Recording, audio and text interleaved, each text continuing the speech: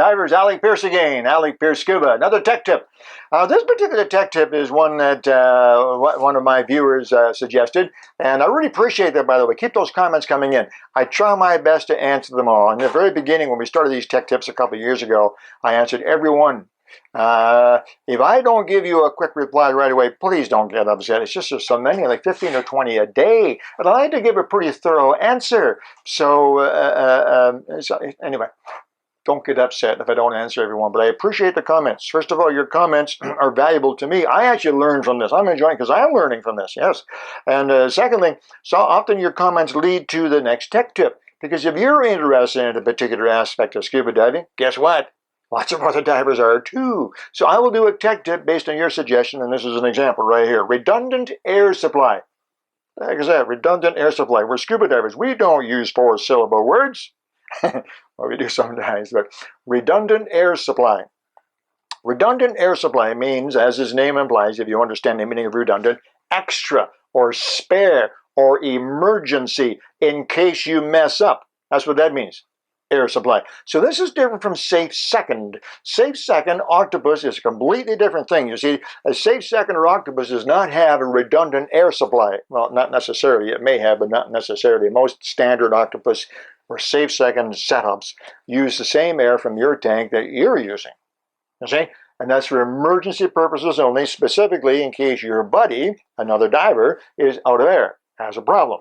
Then he comes over and takes your safe second, your octopus, and with using the both of you are now using the air supply that's in your tank as you make a safe ascent to the surface. That's one issue entirely. This is different. Redundant air supply, as its name implies, means extra air. Extra air. So who's this for? Well, this is for you, dummy. You ran out of air. And maybe your buddy is too far away, or I don't know what the circumstances might be, but for whatever, you could be alone. For whatever reason is, you are all of a sudden find yourself low on air. Let's call it out of air. And no point reaching for your octopus, because if your tank is empty, your octopus is empty too. Do we need to explain that? Oh, good. So this is redundant air supply, extra air supply. How do you do that in that particular emergency? Well, it's tough. It really is tough. It's going to cost money. And it's a darned nuisance for maintenance and cost and carrying extra stuff around. So my first comment that I would like to make is, don't run out of air. Every diver has an SPG, submersible pressure gauge. If you have an air-integrated computer, your computer is going to beep and flash at you. It's going to say, dummy, dummy, dummy, dummy. And then on the screen it'll say, go up, stupid, go up, stupid, go up, stupid. Of course, it does depend on you looking at it.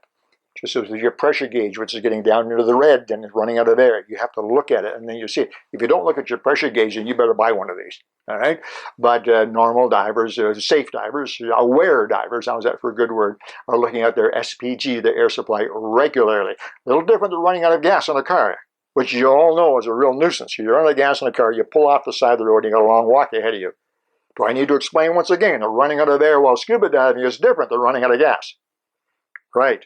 You can't pull over and, yeah. Okay, so in the unlikely event that you are out of air, and have no other ready source of air, that's where redundant air supply comes in. And I want to take just a moment and talk about a couple of options related to redundant air supply. One of the most common options that I hear people ask about is spare air. That's a brand name. And again, I don't mind mentioning spare air, that brand name, because it's the only brand name for this particular supply. There's not a whole bunch of different distributors, so I don't mind picking the only one out and explaining it. Spare air has been around for a long time. Very, very well made, very dependable, very reliable, easy to use, relatively inexpensive. $300 or $400 will get you a good spare air system. What is it? Well, a spare air system looks like this. You see, it's called spare air. Spare air, okay? And when you take it out of the box, what you find in the box is very simply a little scuba tank. That's pretty slick. A little scuba tank. Yep, you see, you take this cap off and you have a scuba mouthpiece. And the whole device fits into a little pack. This can attach to your belt. It can attach to the side of your tank. Your main tank band can go through it. Whatever is easy for you to get to. And it stays in there until, heaven forbid, that day when if I may, you messed up. And all of a sudden you find that you're out of air. And your buddy is somewhere, but not close enough to be of any value. and you're getting low on air, and of course, you say, my gosh, what am I going to do? Well, that's why you went out and bought this spare air. So you reach down, and you grab this device, simple thing in the world, put it in your mouth and breathe. No valve to turn on, nothing to do, you just put it in your mouth and breathe. It's always ready to go. Just that easy. Now, at the end of that particular dive, or you should do this anyway, in every dive, there's no point carrying this thing if it has no air. So before every dive, you should actually check the pressure. There's ways to do that. There's a simple little pin indicator. You can also get a gauge for this to be sure it's filled. And this essentially is a small scuba tank. It's 3,000 psi, just like your standard aluminum 80. It comes with a simple adapter that you can use to fill right off of your own 80 cubic foot tank if it's full, or you can take it to a dive store and they'll fill it. They have an adapter to fill it as well. And it's just like, you can purge it, but you don't really need to. You just really just put it in your mouth. What could be simpler, huh? It sounds almost perfect, doesn't it? No, it's not perfect. The problem is it's only 3 cubic feet. So what's wrong with that? 3 cubic feet is better than nothing. You're right, it is better than nothing, but not much. Let's assume for a moment that you're diving in 25 or 30 feet of water and you run out of air. What's your options? As you know from training, you actually have several options. The best option is to go to the surface. From 25 or 30 feet, 35 feet of water, you can look up and safely make an ascent. There's always a bit of air left in your regulator. Just keep trying to breathe in and out as you make an ascent to the surface. You'll be there in 15, 20 seconds. Over with, okay? It's when you get deeper this redundant air supply becomes more and more important. So let's take another scenario. Let's assume you're at 100 feet. Let's assume you're diving in the Great Lakes on a shipwreck, 100 feet deep, a little bit dark, a little bit cold. Maybe you're in a shipwreck or something, and you haven't been paying really close attention. We already know that because you're out of air, right? So you're not exactly sure where the ascent line is, and all of a sudden you're out of air. So what do? Well, it's the same scenario, really. You want to get to the surface. The problem is that from 100 feet, it's going to take about 2 minutes to get to the surface.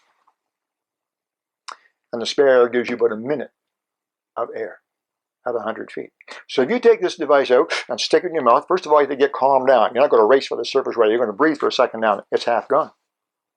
3 cubic feet will only last less than a minute at 100 feet. So the difficulty with this particular system is its size. It's also its biggest benefit, right? The size is the biggest advantage of the spare air system. It's also its biggest disadvantage. It's extremely small, so you don't have enough air to really be of any benefit if you're deeper than 40, 50 feet of water. That's my biggest beef with the spare air system. Diving under the ice? No. Penetration shipwreck? No. Now, for those types of diving activities, there are other devices that you can use. But we're talking just about a redundant air supply, something you need in a real emergency. Think about it very, very carefully. And one way to help you think about it very carefully is to look at the alternative. The alternative is what's called a pony bottle, a pony system, perhaps. And you have probably heard that term. Some of your dive buddies may have a pony system.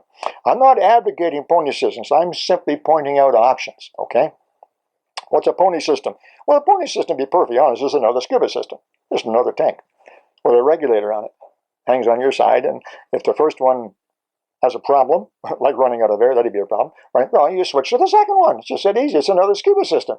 Well, that's a lot of money, a lot of weight, and a lot of extra maintenance and so on. So you don't really want to have a complete second scuba system. So a pony system, pony, right? Small horse. Is a smaller scuba system, something like this. This is a very common and very popular pony system. Now, this particular pony system is excellent in many regards. First of all, notice it's a small tank. This is nowhere near the size of an 80. This tank is 19 cubic feet.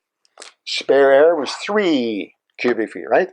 This particular pony bottle, a common size, very common size, is 19 cubic feet. Now, I will point out that these bottles do come in different sizes. You can get a small one, 6 cubic feet, twice as much as the spare air. The next size is 13 cubic feet.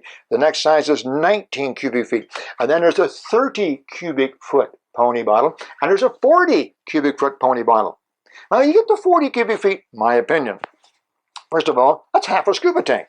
You don't need that much redundant air, a whole half a scuba tank, number one. Secondly, a little more expensive, quite a bit heavier and bulkier. A 40 cubic foot pony bottle is the same length as your 80. You got to hold this thing on there and carry it around. So in our experience, which is pretty extensive, in our experience, this size, the 19 cubic foot pony bottle, is just exactly the right compromise between too small and too big, 19 cubic feet. What does that mean in terms of air? Well, 19, it's called a 20 to make it easy, 20 cubic feet. What that means is that at 100 feet, go back to that scenario, you have now roughly 5 minutes of air. If you stay at 100 feet, you have roughly 5 minutes of air. You're not going to stay there, you're going to come up. So you actually have more than that. You have between 5 and 10 minutes of air. Well, now that's usable, isn't it? If you're on the scenario, like I said earlier, in the Great Lakes, cold water, a little bit dark, diving on a shipwreck, and all of a sudden, oh my, I forgot to check my air. Well, you reach for your spare air, you take it out, and whew, that was close. And you get relaxed, okay? And then you look up, look for your buddy, nobody around, so you make a safe ascent to the surface, which from 100 feet takes at least 2 minutes, and you still have air left over. Not much, but air left over. Most important, you're okay. So this is about the right size, weight, cost, able to carry it around and everything, just about the right size. So this is one that we often use and see, and it's probably it is a very common option. How does this attach to your tank? Well, it's very easy. This particular model, and there are other models, has a special stainless steel clamp, and you can see in here the slot. So this actually goes down behind your tank band. So it hangs on the side of your scuba tank. It's not too long. Hangs like that, side of your scuba tank. Doesn't get in your way at all because it's back there. And your tank band snaps around it tightly. And it's held there firmly. It has little rubber feet to keep it from shifting around. Hangs on there firmly.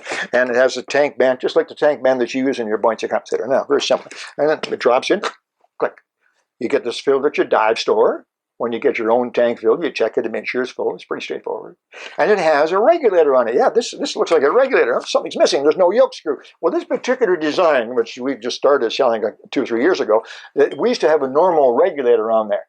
Yes, normal with a yoke screw and so on. But you see, it was quite long and a bit bulky and would catch on things. So we found this design. It's excellent, too. And again, I'll mention the brand name because nobody else has this that I'm aware of. This is from XS Scuba. XS, I don't see the name here anywhere, but XS Scuba.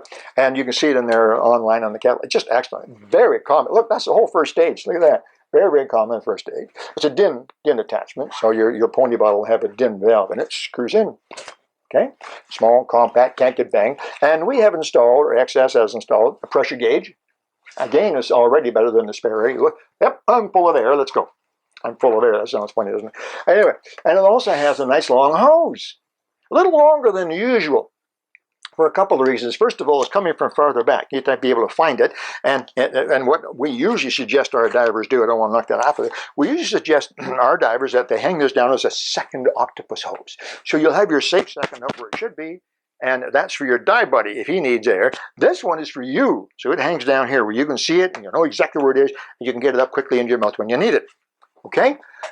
And it's bright yellow, so you can find it as well. This has a special clip on it from XS, so all you have to do is just pull on it. I'm going to show you how that works. You just pull on this, comes off, stick it in your mouth, and off you go. Oh, mine, I'm assuming I just turned it on. Yeah, okay, just like your scuba tank. So you're all set to go. You got your scuba tank on, you got your pony bottle with redundant air supply hanging at your side. So that's what we suggest works really well. It's not too heavy.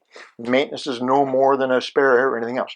What about cost? Well, it is more costly than a spare air. A system like this would be about $400, $450 approximately. Depends on your dive store and where you are and so on. The tank is not expensive, $150. And the spare air system itself is about $200 or maybe $250, maybe $300. So it's not that much money when you consider that a decent regulator these days, regulator alone, without safe second engages, is in the $400, $500, $600 range. To pay $300 or $400 for a whole complete system, tank mount, regulator, first and second stage engage, it's pretty cheap. So if you are thinking about getting a redundant air supply, if something's been on your mind, firstly, get in the habit of checking your SPG. Secondly, if you have a good reason for getting a redundant air supply, there are different options available. And I suggest that you take a look at them and select one that is easily serviceable, big brand name, gives you a reasonable amount of air, easy to mount, easy maintenance, easy to fill, all of those easy things, and this just might be the answer for you. A redundant air supply, extra air in case you mess up. I like that. That's pretty good. That should be a new catch line. Okay, guys, any questions or comments, you give me a holler. There are other systems available, but this is just the simplest, the most compact that we have seen. I hope you enjoyed that and got a couple of ideas in there. Give me a holler sometime, send me an email. Talk to you real soon. Alec, Peirce, Tech Tips.